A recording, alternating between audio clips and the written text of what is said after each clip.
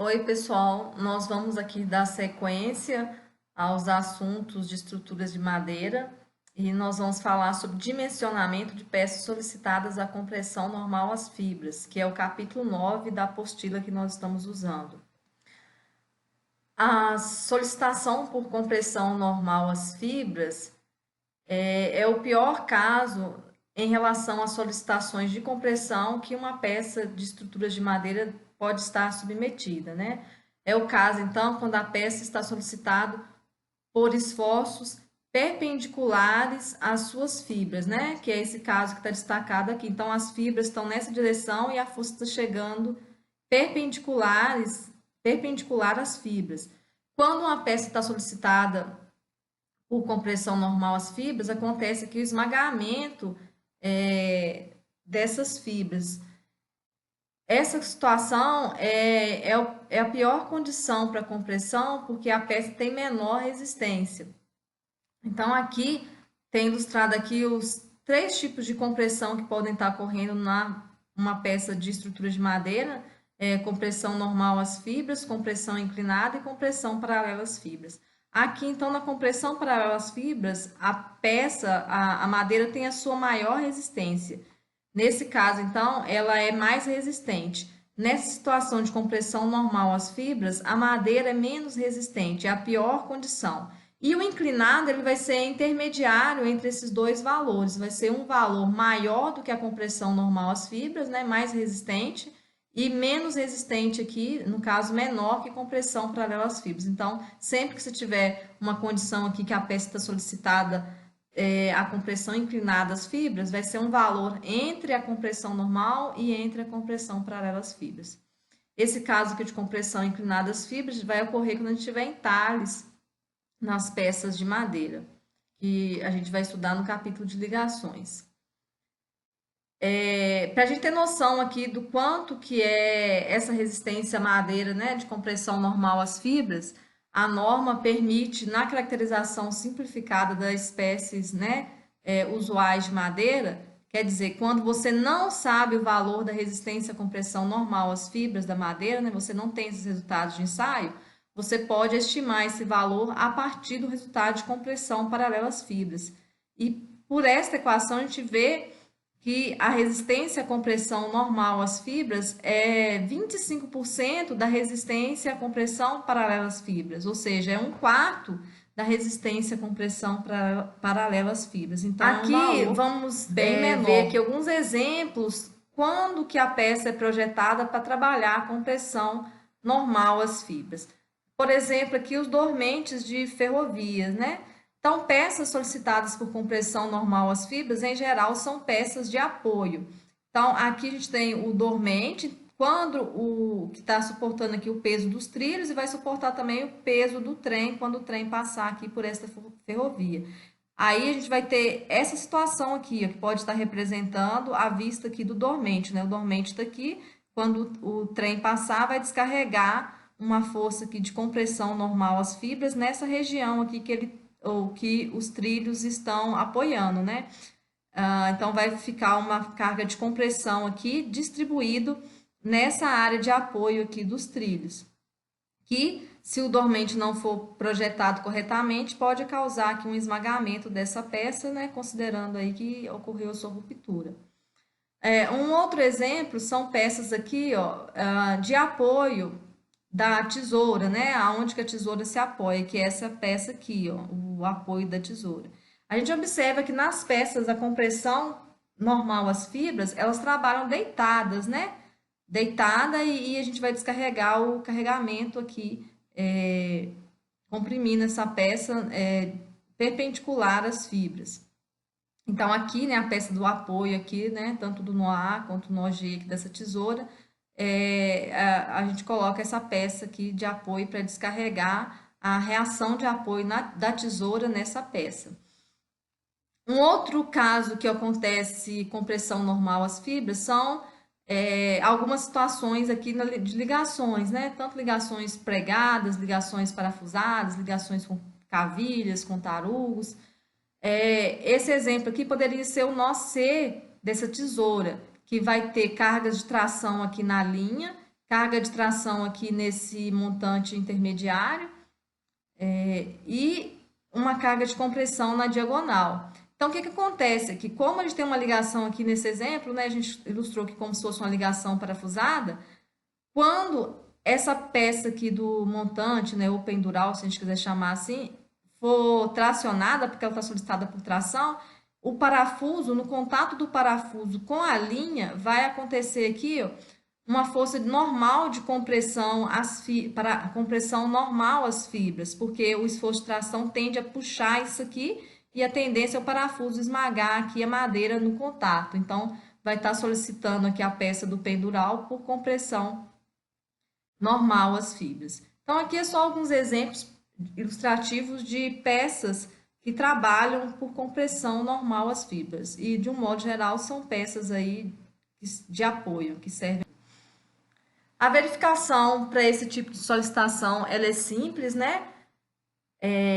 A gente já viu um caso de verificação por tração, peças solicitadas a tração paralela às fibras, a gente via que simplesmente comparar a solicitação de tração com o esforço de resistência, nos slides anteriores que a gente viu o cálculo de tração.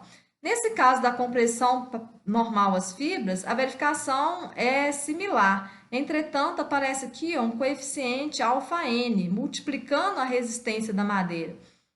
Esse coeficiente é uma constante que depende da extensão da carga e está tabelado na tabela 13 da norma. Então, esse coeficiente ele visa aí considerar a atuação aí da força dependendo de como ela está distribuída no apoio. O esforço NSCD, que é o esforço solicitante de cálculo devido à compressão normal às fibras. A área de compressão normal às fibras a gente vai ver como calcula, né? Porque não é a área da peça de apoio, é a área do contato que está descarregando nessa peça de apoio, ok? No exercício que a gente vai fazer, vai dar para tirar dúvidas. Então, aqui no caso, a gente pegaria essa equação, né, que é a tensão solicitante de cálculo, substitui aqui pelo NSCD dividido pela área e faz aqui a verificação se passa ou não. Vocês a tabela 13 para a gente entender como que analisa esse coeficiente alfa. Então, esse coeficiente ele é função da extensão da carga. Aqui tem um exemplo, então, que pode ser, né, uma estrutura aqui, um pilar, por exemplo, que está apoiado aqui numa placa, descarregando essa força de compressão nessa placa. Então, o que que acontece? A área, né, total dessa placa aqui é B vezes D, que é a peça que está recebendo a força de compressão e vai estar recebendo essa força de compressão normal às fibras. Observe que aqui, né, essa peça aqui, que poderia ser um pilar, por exemplo, ela está com compressão paralela às fibras, né? A força está chegando paralela à direção das fibras. Ela tem dimensões aqui, ó, D minúsculo por B minúsculo. Agora, a peça que está servindo de apoio, a força chega normal às fibras. Ela tem dimensões aqui B maiúsculo por D maiúsculo. Então, como que eu vou distribuir essa força N nessa peça? Eu vou considerar essa área aqui, ó, que está agindo essa força. Essa área que é o contato, né, da peça que está chegando a força de compressão, descarregando aqui na peça de apoio. Então, essa área de contato seria o D, que é a dimensão aqui dessa peça, né, o D minúsculo, por A, no caso aqui chamando de forma genérica, mas nesse caso aqui o A é igual a B. Então, vamos considerar que A é a distância de extensão da carga, ok? E é o valor aqui que a gente olha nessa coluna da tabela. Extensão da carga normal às fibras medida paralelamente a esta, que é esse caso aqui, ó, da dimensão A. Então, quando essa dimensão, para a gente achar o valor aqui do coeficiente αN, essa dimensão aqui, que é o afastamento da peça tem que ser maior ou igual a 7,5 e essa extensão da carga menor que 15, né? Que é os coeficientes que estão aqui. A extensão da carga vai variar de 1 a 15, porque quando ela for maior que 15, o coeficiente αN vai ser igual a 1. Ou quando a carga também estiver descarregando aqui na extremidade da peça, né, que seria esse 7,5 aqui igual, não existiria esse valor de 7,5, né, estaria apoiando aqui na extremidade, também se considera o alfa N igual a 1. Então, aqui são os valores de alfa N que estão na tabela, né? O limite, então, de extensão da carga dessa distância que eu chamei de A é igual a 15, se for maior que 15, o coeficiente adotado é igual a 1. Vou fazer um exemplo para assimilar esse conteúdo. É o exemplo 9.5 da apostila. Aí, verificar, então, se é possível a utilização de um travesseiro de apoio de Angelim Araroba para uma tesoura cuja reação vertical é G igual a 8.000, que G é carga permanente de pequena variabilidade, W é a força de vento. Aí nós estamos considerando que essas duas forças estão agindo aqui, ó, na mesma direção, ok? Ambas, né, são ventos, no caso que seria um vento de sobrepressão, né? Está somando com a carga permanente. As dimensões do travesseiro estão indicadas e a gente vai considerar madeira não classificada mecanicamente, umidade relativa do ar de 70%, situação de projeto duradoura, que é a combinação normal, carga permanente de pequena variabilidade. Aqui, então, estão as vistas do projeto, né, a vista lateral e a vista frontal. Teoricamente, isso aqui já é suficiente para a gente conseguir fazer o exercício, porque a partir dessas vistas você consegue visualizar, né, a perspectiva da estrutura. Então, a partir dessas vistas, você conseguiria desenhar aqui a estrutura em 3 dimensões. Então, esse desenho não precisaria vir junto para ilustrar como dado do exercício, tá? Os dados que seriam necessários é apenas a vista lateral e a vista frontal. A gente tem condições de apenas com essas duas vistas imaginar a estrutura em 3D. É o que vocês fazem lá no desenho técnico, nos primeiros períodos aí do curso. Então, vamos já começar a entender aqui algumas informações. O que eu coloquei aqui de vermelho não está no enunciado. Foi coisa que eu já estou colocando como se fosse resolução. Então, quando fala madeira não classificada mecanicamente, é madeira de segunda categoria. E umidade relativa do ar de 70%, se a gente olhar naquela tabela da norma de classes de umidade, a gente vai ver que corresponde à classe de umidade 2. Outra informação importante aqui, ó, é que essa reação vertical é a reação de apoio, tá? É o que está descarregando no apoio, ok? É a reação de apoio. Então, vamos começar aqui a fazer o exercício. Só já reforçando aqui as dimensões, então, o travesseiro, ele tem 6 centímetros por 12 centímetros, feito de Angelim Araroba. De comprimento, ele tem 22 centímetros e meio. Então, a peça da tesoura, a linha aqui, né, que está apoiando nesse travesseiro, ela está bem centralizada. Então, aqui, ó, 22,5 deu para dividir em 3 partes iguais. Então, tem 7 centímetros e meio aqui do afastamento da carga, 7,5 que é a extensão da carga, né, onde está distribuído aqui a extensão da carga, que seria o valor que a gente tem que entrar na tabela, e mais 7,5 aqui na outra extremidade. Então, a peça da tesoura apoiou aqui bem no centro, e as dimensões dele aqui permitiu dividir em 3 partes iguais. Nem sempre vai ser assim, vai ter situações, né? A gente pode sempre descarregar aqui no meio, mas pode ter situações que essa distância vai ser maior que essa aqui, né? Então, nem sempre vai dar as 3 dimensões iguais, conforme foi nesse caso. Vamos começar a resolução. A gente vai seguir aqueles passos que a gente já fez na resolução do exercício de tração, que vai ser, primeira coisa, calcular o esforço solicitante de cálculo. Segundo, calcular as propriedades mecânicas, calcular as propriedades geométricas da seção. Terceiro, propriedades mecânicas da madeira. E, por último, fazer a verificação. Esse exercício, se a gente voltar no enunciado, vocês vão ver que é um exercício que está pedindo para verificar. Então, a gente vai seguir esses passos nessa ordem, né? O passo final vai ser verificar se a peça passa ou não. Começando então aqui calculando o esforço solicitante de cálculo, né, o esforço de compressão normal às fibras, esse esforço vai ser obtido por combinação de ações. No enunciado foi colocado que tem apenas uma ação variável atuando nessa estrutura, nessa tesoura, apenas a ação de vento, né? No caso, vento de sobrepressão. No enunciado não falou da carga de sobrecarga, então não tem sobrecarga nessa estrutura. Dessa forma, a gente vai fazer uma combinação de ação apenas, porque só tem o vento de ação variável.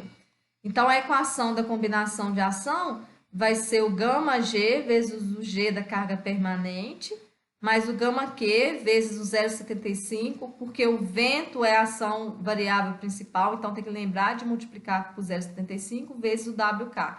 Não tem a segunda parte da equação, né, que seria aquela parte que a gente aplica o coeficiente de redução π0. Nesse caso não tem, porque só tem uma ação variável principal, então ela já está sendo considerada aqui. Não tem ação secundária, só vai ter a ação principal, que é o vento. Aí, substituindo esses valores, né, o gama G, a gente olha na tabela 3, que é ação de carga permanente de pequena variabilidade. O exemplo que nós fizemos de tração foi carga permanente de grande variabilidade. Esse exemplo é pequena variabilidade, então a ação aqui é desfavorável porque o vento ele é sob pressão, então ele está agindo no mesmo sentido da carga permanente. A gente vai considerar então 1,3 o coeficiente gama G. 1,3. O coeficiente gama Q ele é sempre 1,4, porque nós estamos trabalhando aqui no caso de combinação normal, ok? Então aqui é 1,4. Então, é só substituir os valores que foram dados no enunciado. 8.000 newtons de carga permanente e 7.000 newtons de vento. Valor final, então, da combinação é 17.750 newton, que já é o meu esforço solicitante de cálculo, porque nesse caso eu tenho que fazer apenas uma combinação, porque só existe uma ação variável principal, que é o vento. O segundo ponto é calcular as propriedades geométricas. Nesse caso, a gente poderia voltar lá na equação de verificação, que vai ver que a tensão solicitante de cálculo é simplesmente a força, o esforço solicitante de cálculo, que a gente já calculou antes, dividido pela área. Então, a propriedade geométrica que a gente vai trabalhar aqui, que nos interessa, é a área. Mas a gente tem que tomar cuidado, porque a área aonde que a peça está descarregando. É a área de contato aqui, onde a peça apoia, a estrutura apoia na peça de apoio para descarregar nessa peça. Então, aqui eu tentei mostrar aqui para vocês, mais ou menos de vermelho, que é essa área aqui, ó, que uma peça tem contato com a outra. Então, se a gente observar, essas dimensões dessa área aqui seriam, então, o 12 centímetros de comprimento do travesseiro e o 7,5, que é a largura aqui da extensão da carga, que a tesoura está descarregando, né? Que seria a largura dessa peça da tesoura, que é 7,5. Não é as dimensões do travesseiro, ok? Apesar de nós estarmos verificando o travesseiro de apoio, eu não estou pegando as dimensões da seção transversal do travesseiro, que é 6 por 12. Eu pego as dimensões que está em contato da peça da tesoura que está descarregando, né? Desse nó da tesoura que descarrega em cima desse travesseiro, tá? De Angelinha Araroba. Cortou um pouquinho aqui, mas não tem problema não. No caso, seria as dimensões, então, de 12 vezes 7,5, que vai dar 90 centímetros quadrados.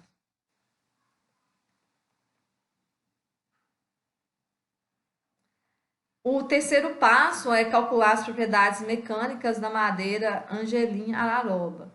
A propriedade que nos interessa é a resistência à compressão de cálculo normal às fibras. Se vocês pegarem lá a tabela de valores médios de resistências de madeiras nativas, né, e de reflorestamento, vai ver que essa tabela não tem o valor do FC90D. Só tem valor de FC0, FT0, cisalhamento e outras propriedades. Não tem o FC90. Aí, como que a gente vai calcular esse valor?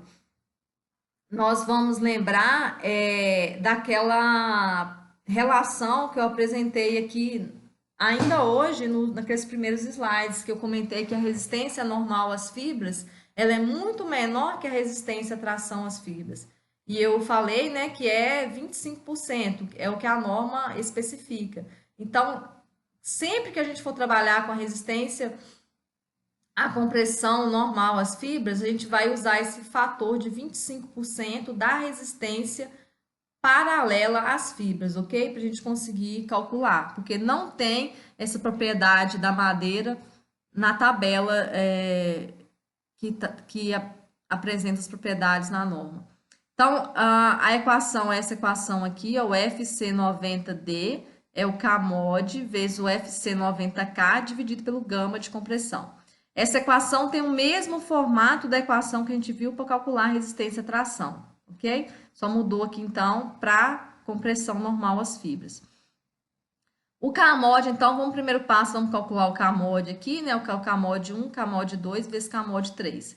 Aqui vai mudar esse em relação ao Kmod que a gente já calculou no exercício de tração, que a classe de umidade aqui, 2, né?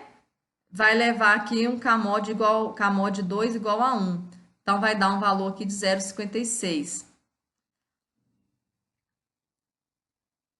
Então, agora o próximo passo seria calcular esse FC90K. Então, FC90 característico, a resistência à compressão normal às fibras característica é 25% da resistência à compressão paralela às fibras característica. Então, a equação aqui ficaria multiplicada por 25%. Mas o que é resistência à compressão paralela às fibras característica? É 70% da resistência média. Esse valor de resistência média eu tenho aqui na tabela, é o 50,5. É o valor da resistência média à compressão paralela às fibras para o gelim araroba. Então, aqui só reescrevendo a equação, né, de forma que já substituindo essas informações anteriores, ficou a equação final da resistência de cálculo. Agora, eu vou só utilizar esses valores. Lembrando que o coeficiente para compressão, o gama, né, de ponderação da resistência, o coeficiente de ponderação da resistência é igual a 1,4 para compressão. Nós já tínhamos usado esse coeficiente no exemplo de tração, mas para tração ele é 1,8, que é o mesmo valor também para o cisalhamento. Substituindo os valores, então, que já foram calculados aqui, nós vamos chegar que a resistência à compressão normal às fibras da madeira Angelim araroba vai ser 353 newton por centímetro quadrado. Já transformei em newton por centímetro quadrado, porque minha área está em centímetro quadrado, para ficar mais fácil na hora de fazer a verificação. Próximo passo. Vamos fazer, então, a verificação aqui da resistência, ok? A equação é essa equação. Esse valor é o esforço solicitante de cálculo dividido pela área. A resistência à compressão normal às fibras nós acabamos de calcular. E tem o coeficiente αN, que a gente tem que olhar na tabela de acordo com a extensão da carga, na tabela 13 da norma. Como a extensão da carga é 7,5 centímetros, a gente olhando na tabela, a gente vai ver que o coeficiente αN é igual a 1,15. Substituindo, então, esses valores, né, o esforço solicitante de cálculo foi o primeiro passo que a gente calculou, 17.750 newton. A área foi o segundo passo, 90 centímetros quadrados. A resistência à compressão normal às fibras é o terceiro ponto, né, 353 newton por centímetro quadrado e o coeficiente αN. Então, fazendo as contas, a gente verifica que a tensão solicitante de cálculo é menor que a resistência e, portanto, é possível, sim, a utilização desse travesseiro de apoio para o carregamento que foi dado no enunciado.